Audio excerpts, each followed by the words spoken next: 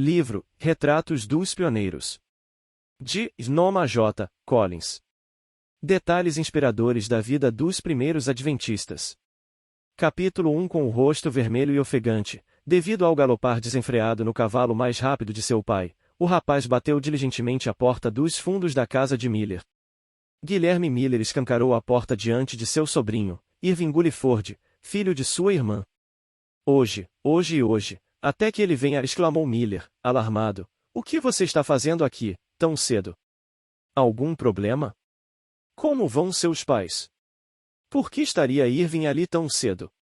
Não, tio Guilherme, respondeu apressadamente o rapaz.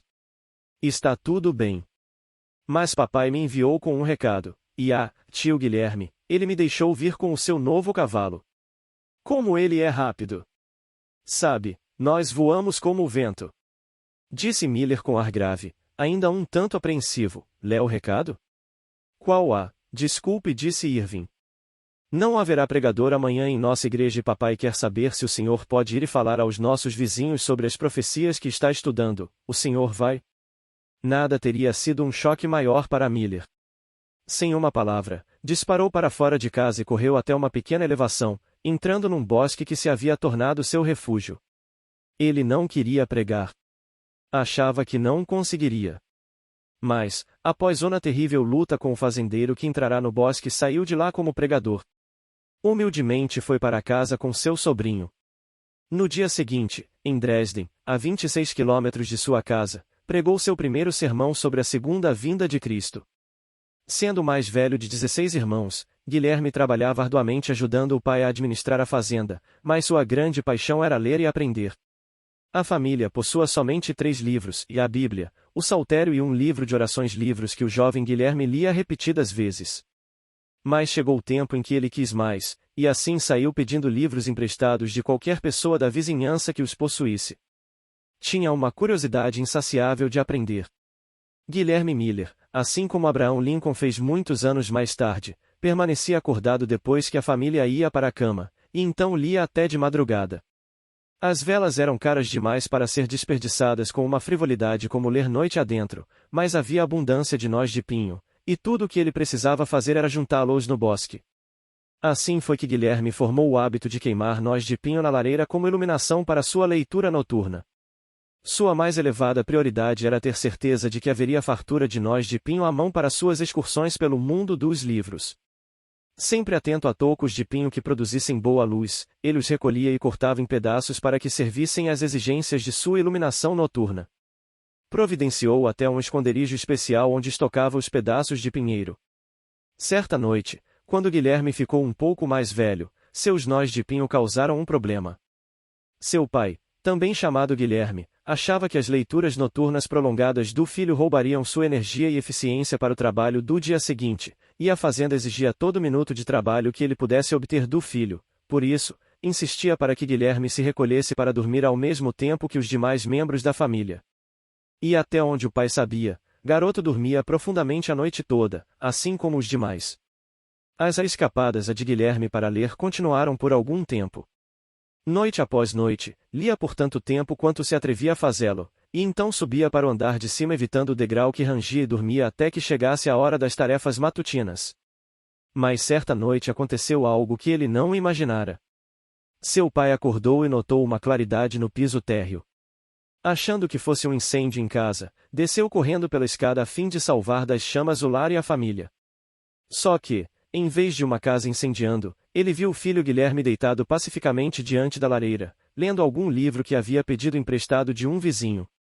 O pai pegou o chicote do cavalo e saiu perseguindo o filho em volta da sala, usando palavras das quais Guilherme se lembraria por algum tempo. E rapaz, se você não for para a cama agora mesmo, vou lhe dar uma surra de chicote. Guilherme subiu imediatamente para dormir, pelo menos naquela noite. Na realidade, o que ele estava querendo era apenas obter instrução, uma educação mais abrangente do que a que podia receber dos professores que iam à sua comunidade durante 3 ou 4 meses no inverno, davam algumas aulas e seguiam para outro lugar. Foi o aprendizado por conta própria que deu a Guilherme a distinção de ser considerado o escrevinhador geral da comunidade. E o que era um escrevinhador geral? A maioria das pessoas daquela região pouco sabia em termos de leitura e escrita, e um jovem que quisesse dizer algo especial a uma moça não tinha as palavras certas à disposição para impressioná-la. Assim, esses jovens pretendentes procuravam Miller, descreviam a garota que queriam conhecer melhor, e Guilherme escrevia palavras e frases floreadas que tocavam o coração da garota. O pretendente fazia chegar o bilhete ou poema jovem de sua escolha, como se fosse uma criação sua, e às vezes conquistava o lindo coração. Lucy, seu amor crescer numa região isolada como Lowhampton era uma experiência solitária. Finalmente, Guilherme encontrou um emprego de verão em Pulteney, Vermont, a alguns quilômetros de Lowhampton. Lá conheceu a senhorita Lucy Smith, e a partir de então frequentemente encontrava pretextos para visitar Pulteney. A senhorita Smith correspondeu ao interesse romântico e aceitou casar-se com Guilherme. Mudarão-se logo para a cidade dela e, maravilha das maravilhas, Pulteney tinha uma biblioteca. Era a primeira vila de Vermont ter uma biblioteca pública, gratuita, e lá Guilherme era frequentemente encontrado, lendo para satisfazer seu coração. Lucy sabia que se havia casado com um rapaz da zona rural, e achou que, quanto mais ele lesse, mais refinado se tornaria, e melhor marido e pai seria. Incentivava seu amorzinho a ir à biblioteca sempre que pudesse. Infelizmente, parece que aquela biblioteca o pôs em contato com os escritos de Voltaire, David Hume, Thomas Paine e Italen, todos considerados grandes escritores deístas. Guilherme deu as costas à religião e começou a assimilar a filosofia do deísmo. Os deístas creem que Deus criou o universo de acordo com certas leis de causa e efeito, colocou algumas pessoas neste mundo, colocou para funcionar e depois perdeu o interesse por ele. Guilherme começou a se reunir com um grupo de deístas em Pulteney. Suas dúvidas acerca da Bíblia ficaram cada vez mais sérias, até que ele finalmente concluiu que a Bíblia era tão somente a obra de homens astutos, e eu a descartei por isso mesmo. Ele permaneceu deísta por 12 anos. A despeito de seguir ideias deístas, Guilherme Miller era um homem de princípios elevados, imparcial e justo. Seus vizinhos e amigos gostavam dele e nele confiavam. Envolveu-se com a política, uniu-se aos maçons e se tornou um democrata atuante. Ano após ano, era eleito para funções locais como juiz de paz, policial e subdelegado. Progredindo cada vez mais, ele era um jovem a caminho de se tornar um dos mais eminentes cidadãos de Pulteney. Em 1987, mais de 1000 documentos todos escritos à mão pelo próprio Guilherme Miller foram encontrados num barril no sótão de sua casa em Lowhampton. Datados da época em que Miller era juiz de paz, os papéis vão desde empréstimos e reembolso dos empréstimos, comprovantes de recolhimento de impostos e ordens de captura até qualquer outra coisa que um juiz de paz possa ser chamado a julgar. Permaneceram guardados nesse barril por volta de 150 anos, sem que ninguém tivesse conhecimento do precioso conteúdo histórico. Guilherme e Lucy Miller viviam bem, embora ele houvesse se desinteressado pela religião. O mundo deles mudou. Veio a Guerra de 1812, e, embora Miller não tivesse interesse em religião, ainda nutria um forte senso de patriotismo, dever e honra. Naturalmente, quando o presidente dos Estados Unidos convocou homens para defender a honra da nação, Guilherme apresentou-se como voluntário assim como seu pai havia feito durante a Guerra da Independência. Um fato revela exatamente o quanto a comunidade de Pulteney estimava Guilherme. Um dos seus deveres era recolher impostos. Ele deve ter sido um coletor justo e razoável porque, quando o presidente anunciou a necessidade de voluntários para defender os Estados Unidos, 47 homens de Pulteney disseram que iriam sob uma condição. Essa condição era que Guilherme Miller, coletor municipal de impostos, recenseador, subdelegado e várias outras coisas, fosse indicado como comandante deles. O rol original daqueles 47 homens que assinaram seu nome para ir à guerra com o capitão Guilherme Miller agora se encontra pendurado na casa de Guilherme Miller, em Lowhampton, Nova York. Antes que Guilherme deixasse Lucy seu lar para ir à guerra, os dois combinaram em escrever um para o outro pelo menos uma vez por semana. Mas Lucy não era bem a fiel escritora de cartas que seu esposo imaginava. Longe de casa, perto da fronteira com o Canadá, Claire não recebia notícias de Lucy com a frequência combinada. Assim, a esta carta, e escreveu Lucy: "Você já partiu desta vida? Ou está tão ocupada que não possa dedicar 1 hora por semana ao seu humilde servo? As seguintes palavras são as que você me escreveu não faz muito tempo. A saber, se viva estiver, eu lhe escreverei semanalmente e colocarei uma carta no correio todas as segundas-feiras de manhã. Desde o meio-dia de quarta-feira tenho andado vestido de luto. Porventura verei minha Lucy de novo? Tenho perguntado com frequência. Ah, não. Ela não me contaria uma falsidade. Deve ter morrido. O que posso escrever se ela se foi? Nada posso escrever, ela não me ouve, só posso escrever aos meus filhos, em cujas mãos espero que esta carta caia. Queridos filhos, vocês perderam sua mãe e dentro de pouco tempo seu pai deve segui-la, talvez, antes que recebam esta carta, ele já não exista. Preparem-se, meus filhos, para encarar as carrancas do destino e aprendam, em sua juventude, a repelir os dardos da adversidade. Se Lucy não existir mais, ou se ela se esqueceu de Guilherme Miller, então esta carta se dirige a Guilherme S. Miller, seu filho mais velho. Tudo indica que esse bilhete foi suficiente para fazer com que a caneta de Lucy voltasse a funcionar. Como capitão do Exército dos Estados Unidos, Guilherme estava na Batalha de Plattsburgh quando uma bomba explodiu a menos de N metro dele e de 3 outros homens. Os outros sofreram ferimentos, mas Miller escapou ileso. Naquele notável momento, com a batalha ainda sendo travada, ele não teve tempo para filosofar. Não conseguia esquecer o incidente com a bala do canhão, e por fim entendeu que o Deus do céu o havia protegido. O dom da reconciliação. Guilherme Miller não receberá apenas o dom de uma mente perspicaz e inquiridora, mas parece ter tido também o dom da reconciliação. Possuía uma capacidade maravilhosa de persuadir as pessoas, colocar de lado suas diferenças e trabalhar lado a lado. 2 homens do seu regimento haviam crescido na mesma região, e tinham sido amigos íntimos. Durante a guerra, permaneceram amigos e procuravam um ao outro. Algum tempo mais tarde, os 2 soldados foram transferidos para perto da fronteira canadense, provavelmente próximos um do outro, e um grande desentendimento os destruiu a amizade. Sabendo quão chegados haviam sido e quão infelizes estavam por se haverem tornado inimigos, é possível que seus familiares tenham sugerido que procurassem o capitão Miller e lhe pedissem que fosse o seu mediador. Afinal, ambos o tinham em alta estima. Em algum ponto, no fundo do coração, eles devem ter desejado ser amigos outra vez, pois concordaram com o plano. Sem outro meio de transporte, os 2 amigos foram a pé até a fazenda de Miller para pedir-lhe que os ajudasse a desfazer suas diferenças. Tão grave era o seu desentendimento que, em vez de fazerem o percurso juntos, na realidade foram por caminhos diferentes, cada um viajando sozinho, acompanhado apenas de seus pensamentos hostis. Naturalmente, o capitão Miller ficou alegre por vê-los, mas triste porque se haviam tornado inimigos tão rancorosos. Enquanto ele ouvia suas histórias, o Deus a quem ele não reconhecia lhe deu sabedoria para despertar o bom senso e a justiça deles. Depois de passarem alguns dias na fazenda de Miller, e haverem tido sem dúvida várias conversas com o bom capitão, os 2 viajaram para casa juntos, como bons amigos. Em outra ocasião, quando um dos partidos políticos locais pediu permissão para realizar seu piquenique do dia 4 de julho na propriedade de Miller, ele persuadiu a comissão a convidar o outro partido político para participar também da recreação. Assim, o dia do piquenique na fazenda de Miller tornou-se um evento festivo, em vez de político. Aparentemente, ele possuía outro dom de imitar os outros tanto na voz como nos gestos. Ele usou esse dom para divertir seus amigos à custa de vários religiosos conhecidos, incluindo seu avô Phelps e seu tio Eliú.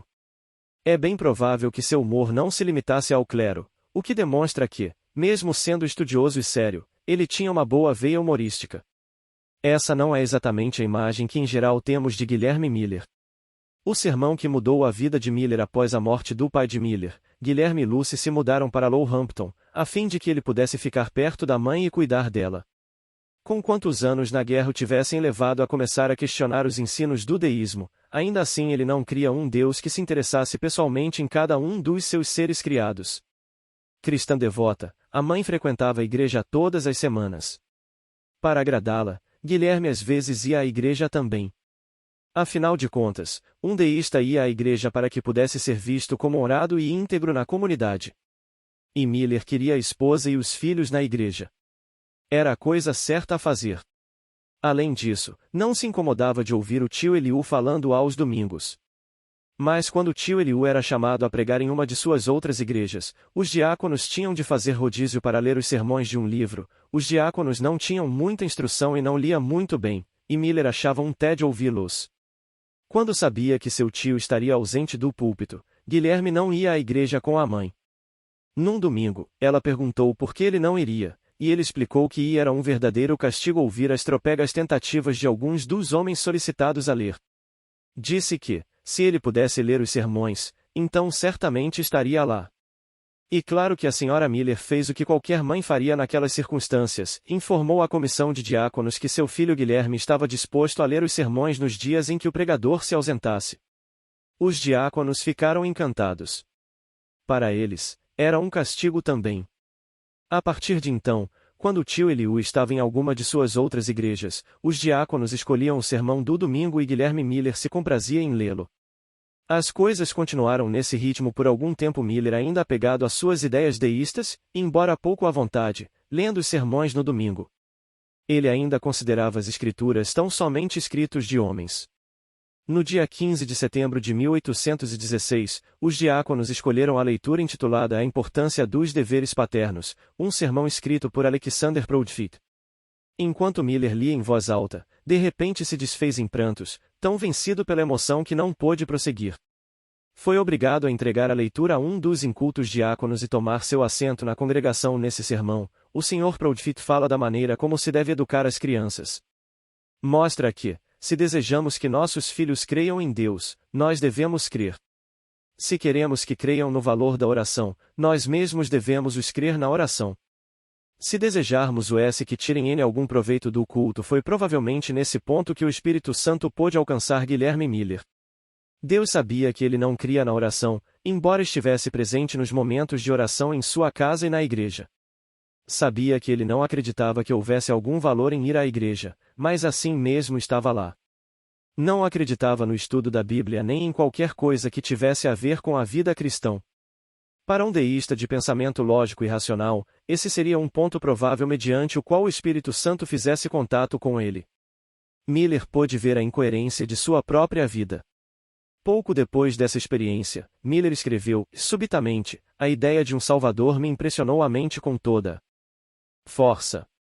Pareceu-me que poderia haver um ser tão bom e compassivo a ponto de tornar-se, ele mesmo, expiação por nossas transgressões, e assim salvar-nos de sofrer a penalidade do pecado.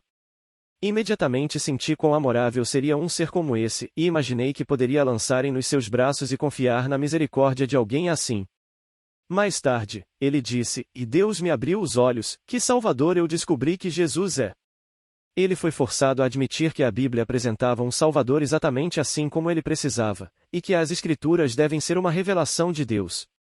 Ele afirmou, e as Escrituras tornaram-se meu deleite, e em Jesus encontrei um amigo. A Bíblia passou a ser seu principal estudo, e ele a esquadrinhou diligentemente. Enquanto passava por toda essa mudança, Miller refletiu acerca da bala de canhão que explodira tão perto dele sem feri-lo. Não chegou a outra conclusão senão a de que há um Deus que se interessa por nós como indivíduos, há um Deus que toma interesse nos negócios das nações, e, sim, há um Deus que vai em busca de cada pessoa e que amava pessoalmente a de Guilherme Miller. Começando com Gênesis 1h01, ele passou a estudar a Bíblia em cada momento livre. Não usou comentários e dicionários bíblicos ou ainda livros acerca das Escrituras.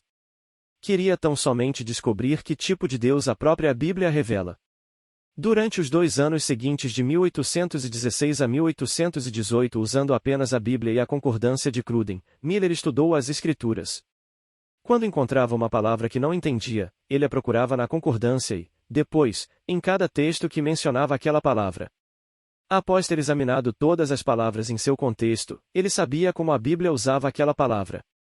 Foi durante essa época que Miller descobriu a profecia dos 2300 dias de Daniel que diz, e até 2300 tardes e manhãs, e o santuário será purificado. Enquanto estudava, ponderava e permitia que o Espírito Santo guiasse e chegou à conclusão de que a terra era o santuário a ser purificado por fogo quando Jesus voltasse. Ele havia se apaixonado por Jesus e pela Bíblia. Expressou-se assim, e vi que a Bíblia apresentava um Salvador exatamente como o de que eu precisava, e fiquei perplexo ao descobrir como um livro não inspirado podia expor princípios tão perfeitamente adaptados às necessidades de um mundo caído. Fui compelido e forçado a admitir que as Escrituras devem ser uma revelação de Deus. Elas tornaram-se meu profundo amor por seu novo amigo, Jesus Cristo, foi a força que o susteve quando começou a pregar a breve volta de Jesus. Enquanto estudava as Escrituras, chegou à conclusão de que Jesus voltaria dentro de uns 25 anos. Jesus, seu amigo recém-encontrado, retornaria à Terra dentro de aproximadamente 25 anos. Sendo um homem honesto, Miller estudou e reestudou suas descobertas.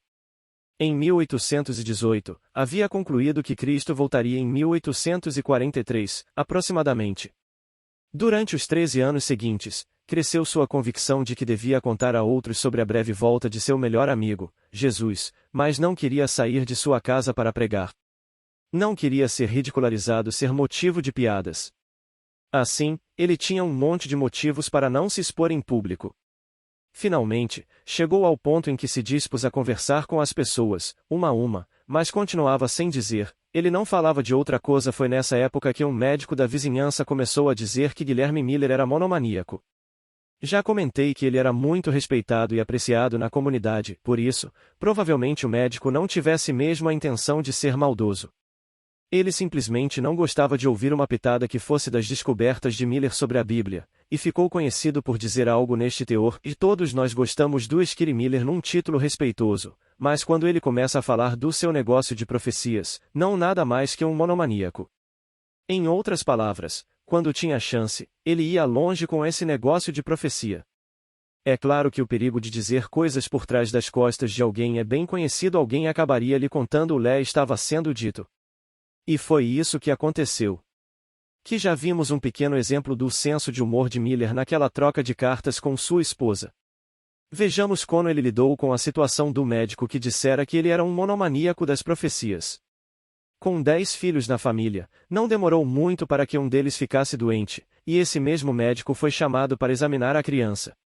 Ele cuidou do menino e estava prestes a sair rapidamente. Com certeza não queria entrar em discussão com o Skyrie. Mas lá estava Miller ao lado da porta, com aparência de enfermo. Na verdade, empenhando-se em fingir que estava na pior condição possível. O doutor perguntou se havia algo errado com ele, e Miller admitiu que talvez houvesse, mas não sabia exatamente o que. O médico verificou seu pulso, que parecia normal. Então perguntou a Miller o que ele achava que seria o problema. Bem, respondeu Miller, não tenho plena certeza, mas poderia acontecer de eu ser um monomaníaco? O médico ficou parecendo um arco-íris. E Miller prosseguiu, e doutor, o senhor identificaria um monomaníaco se realmente visse um? Claro. Acho que sim. Então eu gostaria que o senhor me examinasse para descobrir se realmente sou monomaníaco. Se sou, quero receber tratamento para o caso, para minha paz de espírito, para minha saúde mental. Não houve escape para o pobre e embaraçado médico. Como fazer um exame para diagnosticar tal incômodo? Enquanto ele procurava uma forma de passar pelo Sr. Miller e sair pela porta, ouvi Miller dizendo, doutor, e sinta-se à vontade para cobrar o preço costumeiro por esse exame. Naturalmente, Miller sabia que o único jeito de o Dr. X examiná-lo para diagnosticar essa enfermidade específica seria se o próprio Miller desse ao médico um estudo bíblico. Ele estava tão preocupado com a salvação daquele homem que achou válido pagar o exame para poder sentar-se com ele e descrever, a partir de Daniel, porque achava que a profecia dos 2300 dias estava para terminar e Jesus a ponto de retornar. O escape parecia impossível. Por fim, o doutor se sentou e Miller passou um por um daqueles textos familiares de Daniel. Aos poucos, enquanto decifravam a cronologia, o Dr. X viu que aquilo não era simplesmente um amontoado de mistificações. Realmente fazia sentido. Ficou tão agitado que deu um salto e correu porta afora. Guilherme Miller sorriu diante da expectativa de seu encontro seguinte, que aconteceu mais cedo do que ele esperava. No dia seguinte, bem cedinho, ouviu-se uma batida à porta. Quando Guilherme viu que era o médico, exclamou, doutor, parece que o senhor não pregou o olho a noite inteira. Não, realmente não consegui dormir, respondeu o médico. Se tudo o que você me disse é verdade, quero saber mais. Não estou pronto para ir para o céu. Você precisa estudar comigo até que eu saiba tudo o que é possível saber. Assim, o Dr. X e o Sr. Miller combinaram em fazer mais estudos bíblicos. No fim dos estudos, o médico se foi jubiloso, tão monomaníaco acerca das profecias quanto o próprio Guilherme Miller. Acontece que Miller não estava disposto a tornar públicas as suas descobertas. Com as aguilhoadas do Espírito Santo, crescia a certeza de que ele deveria, na verdade, precisava contar aquilo ao mundo. Mas quem, raciocinava ele, ouviria um fazendeiro pregando que Jesus voltaria em breve? Às vezes, o Senhor precisa começar a convencer seus filhos de algo que devem realizar, bem antes do tempo em que aquilo tem de ser feito. Por 13 anos, o Espírito Santo vinha insistindo para que ele compartilhasse suas descobertas de que Jesus voltaria logo. Miller ainda resistia, indo e vindo, sem a disposição de entregar-se à pregação das boas novas de sua descoberta. Mas o Espírito Santo não permitiria que ele saísse livre daquela situação. Enquanto cuidava dos seus afazeres, Miller ouvia continuamente as palavras lhe soando aos ouvidos: "Vai e informe o mundo de seu perigo." Cedendo, por fim, desesperado, ele disse ao Senhor que iria e pregaria se alguém lhe pedisse. Sentiu-se perfeitamente seguro ao fazer essa promessa, porque tinha certeza de que ninguém convidaria um fazendeiro de 50 anos para pregar sobre a segunda vinda do Senhor. Mas o relógio de Deus tic-taqueava. Havia chegado o momento, e Deus tinha uma surpresa para Miller. Imagine, e apenas meia hora depois daquela promessa ao Senhor, o sobrinho Irving Bulliford bateu à porta com o convite para que Miller fosse a Dresden e pregasse. E lá, no bosque, assim como Jacó na antiguidade, Miller lutou e argumentou com o Senhor. Prometera que iria se fosse convidado, mas não esperava ser convidado. Agora procurava escapar de sua promessa ao Senhor. Por fim, a razão prevaleceu. Mesmo como deísta, ele havia sido um homem de palavra, e Deus certamente sabia disso. Qualquer coisa que ele prometesse, procurava cumprir. Finalmente cedeu, prometendo a Deus que, se o Senhor o sustentasse, ele iria. Era Deus, e não o próprio Miller, quem queria que ele pregasse. No dia seguinte, em Dresden, pregou seu primeiro sermão sobre o segundo advento. O local da reunião estava repleto de pessoas e o auditório atento. A princípio, Miller não se sentiu à vontade e estava nervoso, mas, tão logo começou a falar, seu desconforto desapareceu. O interesse foi tão grande que o povo de Dresden lhe pediu que ficasse ao longo da semana e desse palestras todos os dias. A cada dia que passava, mais pessoas chegavam de cidades vizinhas para ouvir as boas novas de que Jesus voltaria logo. Aquele foi o início de um reavivamento. Das 18 famílias se converteram, avivamento no qual todos os N com exceção de 2 pessoas. Ao voltar para casa, na semana seguinte, Miller encontrou uma carta de um pastor de Poultney, Vermont, pedindo-lhe que falasse na sua igreja sobre o mesmo assunto. Esse pastor não ouvirá falar da experiência de Dresden, e dali para frente choveram convites para que o fazendeiro de 50 anos de idade pregasse sobre a segunda vinda de Jesus. Espalhou-se a notícia de que, se um pastor quisesse realizar uma grande série de reavivamento, Guilherme Miller era o homem que atrairia as multidões com bons resultados. A reputação de Miller como a maior influência evangelística no Nordeste dos Estados Unidos entre 1810 e 1844 é bem merecida. Mas homem algum é uma ilha, e ele não agiu sozinho. As grandes cidades. Josué V. Imes entrou em cena em 1839. Ouvirá Miller pregar e creu na sua mensagem.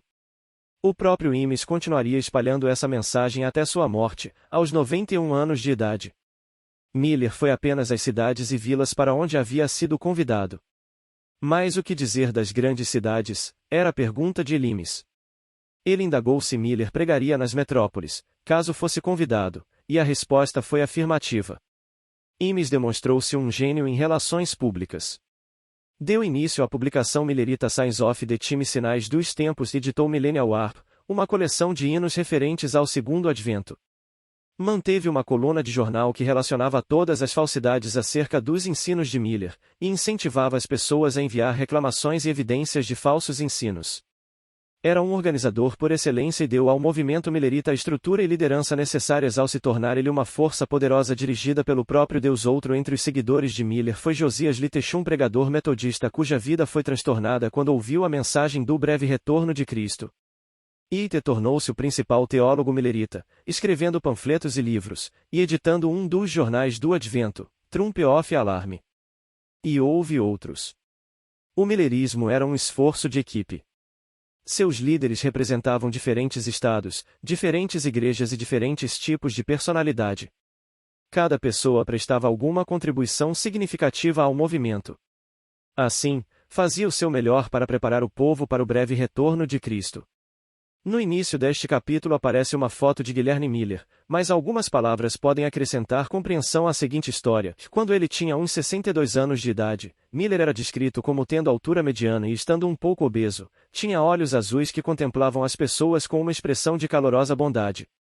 Mesmo aos 62 anos, seu cabelo não era grisalho, mas de um castanho levemente avermelhado. Sua voz era forte e distinta. Mas sua cabeça balançava, como se ele tivesse paralisia. Sua roupa era simples e comum.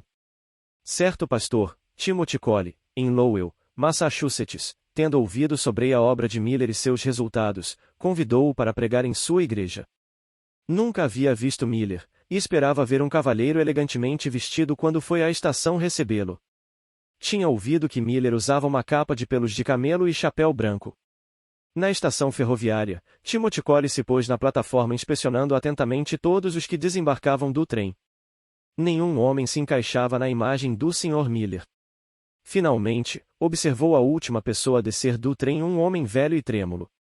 Não, pensou ele. Não. Esse não pode ser Guilherme Miller, mas...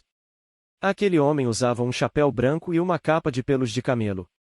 Temendo que aquele pudesse mesmo ser o Sr. Miller e, nesse caso, lamentando tê-lo convidado para falar em sua igreja, Cole aproximou-se e cochichou ao seu ouvido: "Seu nome é Miller?" Miller confirmou, com a cabeça. Com um suspiro, Cole disse, então Clé foi caminhando na frente, deixando o Sr. Miller fazer o melhor que podia para segui-lo, até que finalmente chegaram à casa de Cole. Não houve conversa. Cole sequer perguntou se ele havia feito boa viagem ou lhe agradeceu por ter ido. Nada de bom humor. Cole estava constrangido por ter convidado um homem com a aparência de Miller. Certamente aquele homem pouco conheceria da Bíblia e a palestra seria sobre suas próprias fantasias. Tiveram provavelmente algum tipo de refeição leve, talvez sopa e sanduíche, com uma xícara de algo quente para beber. Guilherme Miller, tremendo de paralisia, esforçava para tomar a sopa sem derramá-la. A conversa foi esparsa, limitada às necessidades mais básicas. Foi uma grande provação para todos os envolvidos. Cole se recriminava mentalmente por ter de lidar com o que considerava um erro, enquanto Miller permanecia sentado à mesa de seu antipático anfitrião, sabendo que não era bem recebido e tentando controlar as mãos trêmulas para não derrubar o alimento e a bebida. Talvez a esposa de Cole tentasse deixar Miller à vontade. Era de se esperar apenas que ela tivesse um pouco mais de compaixão do que seu esposo àquela altura. Depois de comerem, o pastor Cole disse ao Sr. Miller que achava que já era hora de ir para a igreja. Novamente saiu andando na frente, sem consideração para com o visitante. Na igreja, Cole mostrou a plataforma para o convidado, mas foi sentar-se com a congregação. Nem mesmo apresentou o orador visitante. Miller estava sozinho, numa congregação estranha, sem apoio do ministro que lhe havia estendido o convite. Era uma situação constrangedora, para dizer o mínimo. Com sua voz cheia e melodiosa, Miller leu um hino. Depois de ter sido cantado, ele orou e leu outro hino, que também foi cantado. Dizer que ele se sentia desconfortável por ter sido deixado sozinho na plataforma seria uma declaração muito abrandada. Mas ele foi em frente e leu seu texto, era o preferido dele, e aguardando a bem-aventurada esperança, e o glorioso aparecimento do grande Deus e nosso Salvador Jesus Cristo. Iniciando seu sermão, Miller se esqueceu de todos os aborrecimentos. Falou com autoridade, provando todos os pontos pelas Escrituras. Timothy Cole ouviu por uns 15 minutos e então, vendo que só a palavra de Deus era apresentada com autoridade e que as Escrituras eram expostas de maneira inteligente, subiu e tomou assento na plataforma. Teria Timothy Cole sentido vergonha de si mesmo pela maneira deselegante como tratar o servo de Deus? Teria pedido desculpas por sua falta de hospitalidade no púlpito, bem como na sua casa? Se o fez, Guilherme Miller as aceitou, pois era um genuíno cavalheiro cristão. A questão deve ter sido amenizada certamente, porque Miller falou na igreja de Cole por 9 dias naquele mês de maio, e durante outros 6 dias em junho. Seguiu-se um maravilhoso reavivamento, e no fim de julho Cole escreveu ao Sr. Miller contando que umas 60 pessoas se haviam unido à igreja. Timothy Cole aprendeu que não se pode julgar uma pessoa por sua aparência. No início de 1844, Miller relatou que nos 12 anos anteriores havia pregado uns 4.500 sermões diante de pelo menos 500.000 pessoas. Seu principal objetivo era contar às pessoas sobre seu melhor amigo, Jesus. Nada era mais precioso para ele do que o pensamento do breve retorno de Cristo, embora a crença errada de Miller de que Jesus voltaria em 1843 ou 1844 emprestasse urgência à sua pregação. O tempo não era sua mensagem principal. Ele anelava que as pessoas aceitassem a Jesus como seu salvador pessoal e estivessem prontas para encontrá-lo por ocasião da sua volta quando quer que isso acontecesse. Desde o momento de sua conversão naquele domingo em que leu o sermão na igreja de sua mãe, sua vida girou em torno de estar com Jesus e fazer todo o possível para ajudar outros a estarem prontos para o seu retorno. Miller e seus companheiros continuaram pregando, advertindo o mundo sobre a breve vinda de Cristo. Mas o dia 29 de outubro de 1844 chegou e se foi sem o aparecimento do Senhor Jesus. Houve um devastador desapontamento por todas as fileiras. Na verdade, Guilherme Miller aceitou a data de 2 de outubro só umas 2 semanas antes do dia. Em todas as suas pregações, havia sido relutante em dar uma data exata para o segundo advento. Ele pregava a respeito de um preparo constante, fosse qual fosse o dia. E foi esse o teor de uma carta ao seu velho amigo Josué V. Imes, umas 2 semanas após o desapontamento. Fixei minha mente em outro tempo, e aqui pretendo ficar até que Deus me dê mais luz, e esse tempo é hoje, hoje e hoje, até que ele venha.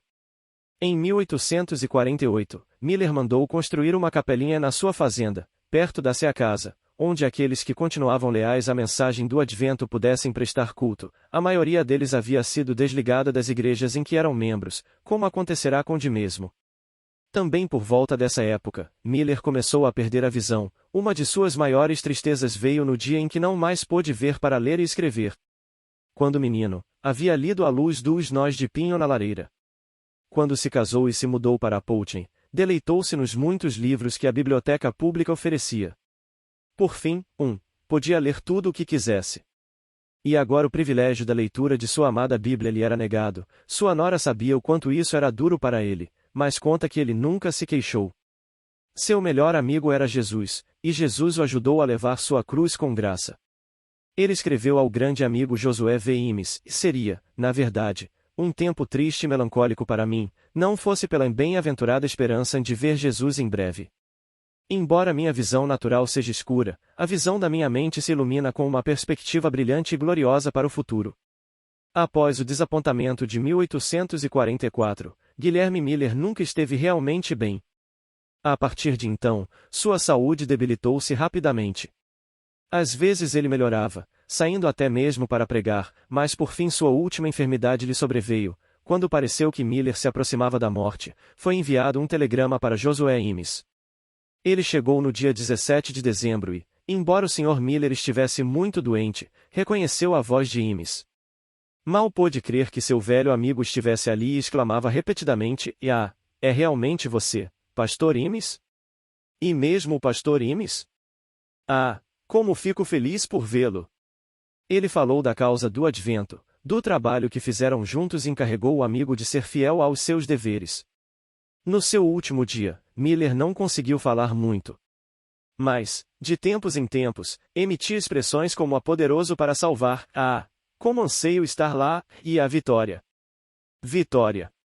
Podemos apenas imaginar as cenas gloriosas que lhe passavam pela mente. Com certeza, o Senhor estava muito próximo dele durante aquelas horas finais da sua vida. Ele adormeceu em Jesus e foi colocado para repousar no cemitério de Lowhampton, a curta distância de sua casa. Lá, ele aguarda o chamado de seu melhor amigo. Em sua lápide aparece a citação de Daniel capítulo 12 verso 13 que diz: Tu, porém, segue o teu caminho até ao fim, pois descansarás, ao fim dos dias, te levantarás para receber a tua herança. Ellen White, a quem foi mostrada a recompensa final de Deus a seu dedicado servo, escreveu: Anjos vigiam o precioso pó deste servo de Deus, e ele ressurgirá ao som da última trombeta. No grande dia da ressurreição, Miller realizará o desejo do seu coração, e ver seu Senhor voltando e estar com seu amigo Jesus. 20 de dezembro de 1849, sem ver concretizada sua mais cara esperança. O Sr. frenologista. Um frenologista era supostamente capaz de ler as saliências na cabeça de uma pessoa, e a partir daí revelar seu caráter e habilidades. Isso era algo muito popular no início dos anos 1800, e aparentemente inofensivo. Com frequência, aparecia um frenologista e reunia um auditório para realizar tais demonstrações. Guilherme Miller era um homem com uma missão de contar aos outros que Jesus voltaria em breve. Ao longo do caminho, encontrou muitas pessoas interessantes e passou por diversas experiências. Certa ocasião, em 1842, um recém-converso convenceu Miller a ir até um frenologista. Enquanto o frenologista examinava a cabeça do seu desconhecido cliente, começou a brincar acerca de como ele achava que seria a cabeça de Guilherme Miller. Sabendo que o homem que havia levado o cliente anônimo era millerita, o frenologista declarou: o Sr. Miller não conseguiria converter facilmente este homem com as suas baboseiras. Este aqui tem muito bom senso para isso.